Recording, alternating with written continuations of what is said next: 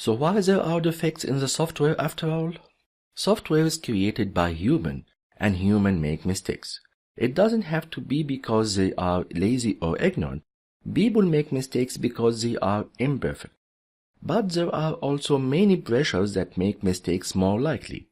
If a document with an error in it is used to specify a component, then the component will be faulty and will probably exhibit incorrect behavior. The error in the document could be the system analyst mistake or the customer mistake in the first place. Pressures such as deadlines, complexity of systems and organizations, and changing technology all bear down on designers of systems and increase the likelihood of errors in the specification, in designs, and in the software code.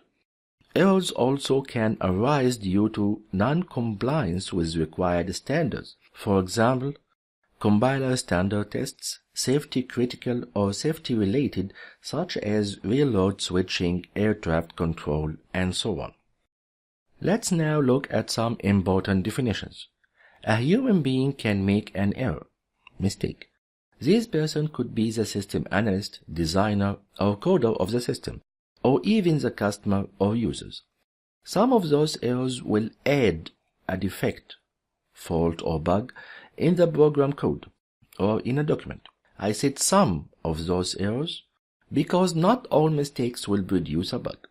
An analyst mistake would add a bug to the software, but a user mistake will not add a bug to the software.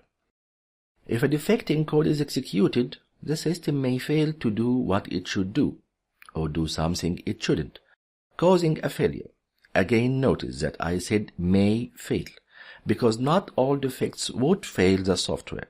Actually, some bugs would only cause the software to fail under very specific circumstances.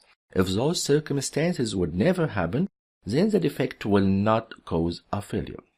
There is a saying, to err is a human, to find the error requires a tester.